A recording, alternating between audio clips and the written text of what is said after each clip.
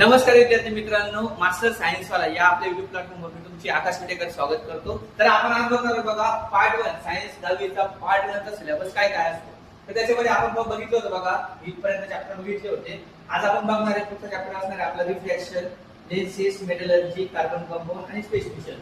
तर विद्यार्थी मित्रांनो, टोटल आपल्याला फिजिक्सचे चॅप्टर असणार आहे बघा, ग्रॅव्हिटेशन, त्यानंतर effects of electric current, heat, refraction of light, lenses आणि स्पेस मिशन। म्हणजे 1 2 3 4 5 6 टॉपिक असणार आहे आपल्याला फिजिक्सचे आणि 4 टॉपिक असणार आहे केमिस्ट्रीचे।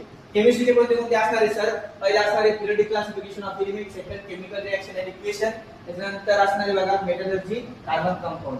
पार्ट 1 चा सिलेबस एकदम सोपा आहे मित्रांनो। जर आपण कन्सेप्ट क्लिअर केल्या तर आपल्याला एकदम व्यवस्थित त्या करू शकतात। धन्यवाद।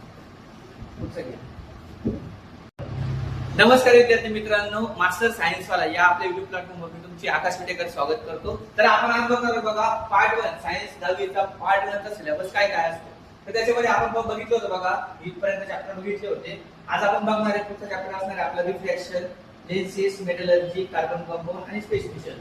तर विद्यार्थी मित्रांनो, टोटल आपल्याला फिजिक्सचे चॅप्टर असणार आहे बघा, ग्रॅव्हिटेशन, त्यानंतर effects of electric current, heat, refraction of light, lenses आणि स्पेस मिशन। म्हणजे 1 2 3 4 5 6 टॉपिक असणार आहे आपल्याला फिजिक्सचे आणि 4 टॉपिक असणार आहे केमिस्ट्रीचे।